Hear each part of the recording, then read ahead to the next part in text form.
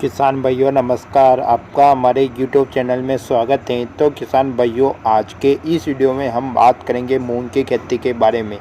इस भाग में मूंग की खेती की पैदावार बढ़ाकर उसको लाभदायक बनाने के बारे में जानकारी दी गई है।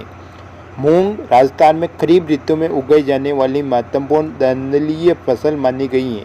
राज्य में इसकी खेती 12 लाख हेक्टेयर क्षेत्र में की जाती है। राज्य में मूंग के सकल क्षेत्रफल की औसत उपज काफ़ी कम है। निम्न तकनीकी के प्रयोग के द्वारा मूंग की पैदावार को 20 से 50% बढ़ाया जा सकता है।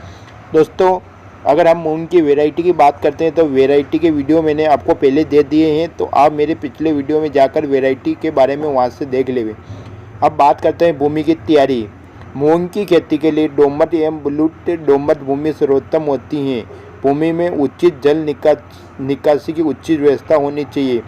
पहली जुताई मिट्टी पलटने वाले हल या डिस्क से हैरो चलाकर करनी चाहिए तथा फिर एक क्रॉस जुताई हैरो से एवं एक जुताई कल्टीवेटर कर पाटा लगाकर भूमि को समतल कर देना चाहिए। अब बात करते हैं बीज की बुआई।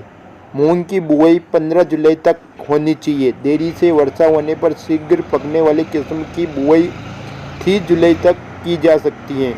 स्वस्थ एवं अच्छी गुणवत्ता वाला तथा उपचारित बीज बुआई के काम लेने चाहिए। बुआई कतारों में करनी चाहिए। कतारों के बीच की दूरी 15 सेंटीमीटर तथा पौधे से पौधे की दूरी 10 सेंटीमीटर होना चाहिए। अब बात करते हैं खाद और उर्वरक। दलहन फसल होने के कारण मूंग को कम नाइट्रोजन की आवश्यकता होती है। मूंग के लिए 20 किलो नाइट्रोजन तथा 40 किलो फॉस्फोरस प्रति हेक्टेयर की आवश्यकता होती है। नाइट्रोजन एवं फास्फोरस की मात्रा 87 किलोग्राम डीएपी एवं 10 किलोग्राम यूरिया के साथ बुआई के समय देनी चाहिए। मूंग की खेती हेतु खेत में 2-3 वर्षों में कम से कम एक बार 5 से 10 टन गोबर या वर्मी कंपोस्ट डालना चाहिए। इसके अतिरिक्त 700 ग्राम राइजोबियम कल्चर को आपको अपने खेत में डालना चाहिए। अब बात करते हैं खरपतवार नियंत्रण। फसल की बुआई के 1 या 2 दिन पश्चात तक पेडीमेथिलिन की बाजार में उपलब्ध 0.03 लीटर मात्रा को 500 लीटर पानी में घोल बनाकर प्रति हेक्टेयर की दर से छिड़काव करना चाहिए। फसल जब 25 से 30 दिन की हो जाए तो एक गुड़ाई कस्सी से कर देनी चाहिए या इमेजिथाइपर परसुट की 750 मिलीलीटर मात्रा प्रति हेक्टेयर की दर से पानी में घोल बनाकर छिड़काव करना चाहिए। अब हम बात करते हैं इसमें लगने वाले रोग और उसका नियंत्रण। दीमक फसल के पौधों की जड़ों को खासकर नुकसान पहुंचाती हैं।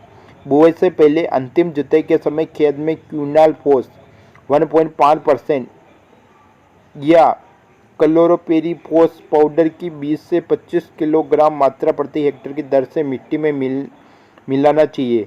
बोने के समय बीज को क्लोरोपेरीफोस कीटनाशक की 2 मिलीलीटर मात्रा को पानी की दर से बीज को उपचारित करना चाहिए।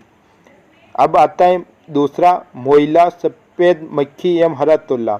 ये सभी कीट मूंग की फसल को बहुत नुकसान पहुंचाते हैं। इनकी रोकथाम के लिए मोनोक्रोटोफॉस 36 डब्ल्यू ए मिथाइल डाइमेट 25 इसी को प्रति हेक्टेयर की दर से छिड़काव करना चाहिए। आवश्यकता अनुसार दोबारा छिड़काव नहीं किया जा सकता।